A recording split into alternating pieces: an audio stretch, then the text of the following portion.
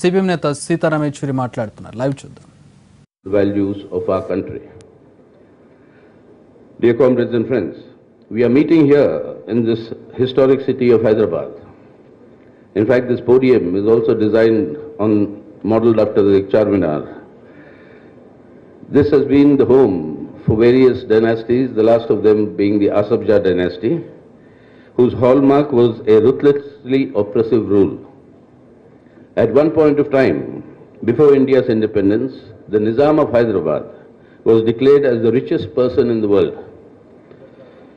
This accumulation of riches was directly proportional to the misery of inhuman exploitation over the people they ruled over.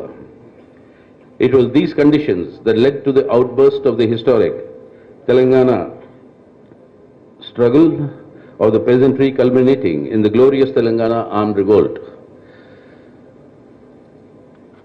This struggle, along with the struggles of the peasantry elsewhere in the country, was the centerpiece of the people's revolt that set the agenda for the freedom struggle and the post-independent legislations like the abolition of zamindari.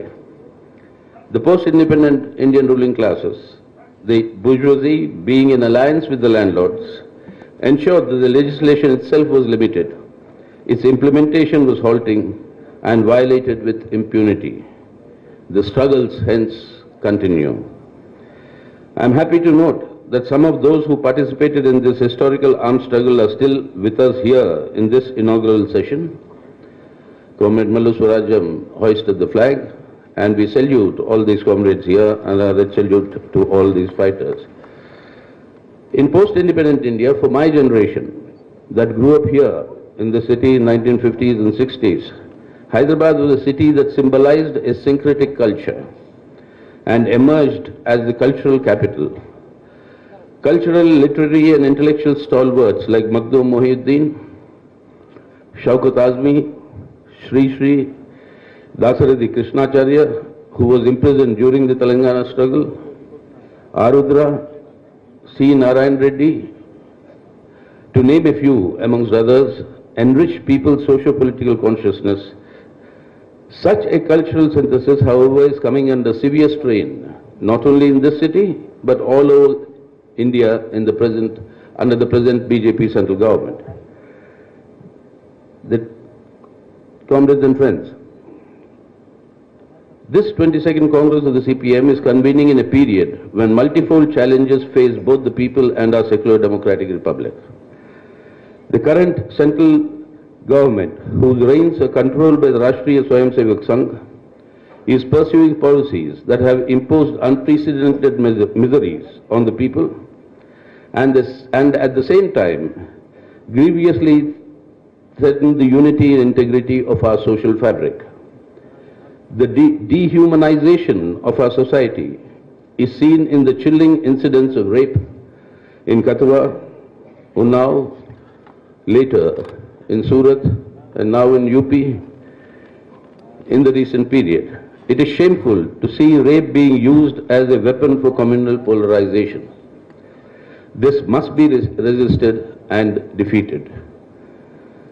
Amongst these various challenges, there are four that need to be confronted with urgency and reversed in the interest of people's livelihood and for safeguarding and strengthening the Indian Republic.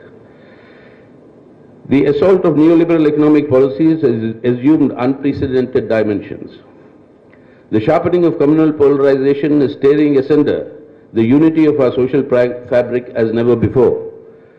The assaults on institutions of parliamentary democracy and constitutional authorities has unleashed an anti-democratic onslaught, and finally India has been reduced to the status of a junior partner and a subordinate ally of US imperialism. India's independent foreign policy has been discarded, and the US-Israel-India nexus is emerging in global affairs.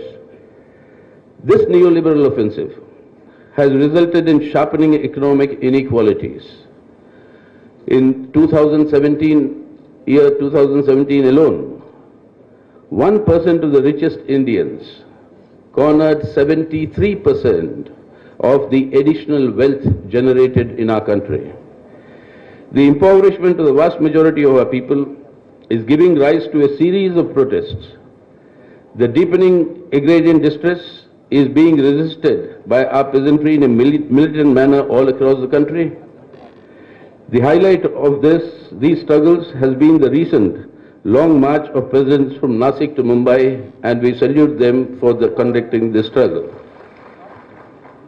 The BJP central government is clearly betraying its own promise of assuring a minimum support price to farmers, which is 1.5 times the production cost, and a one-time loan waiver to halt the growing distress suicides due to unbearable debt burden.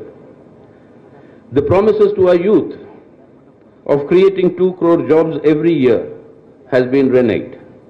On the contrary, even the organized sector today, there is growing unemployment. The twin assaults of demonetization and GST have economically uprooted crores of our people dependent on cash economy and decimated the small-scale industry, which provides the largest employment opportunities outside of agriculture. Today, you've seen the crisis in the cash economy with no money in the ATM.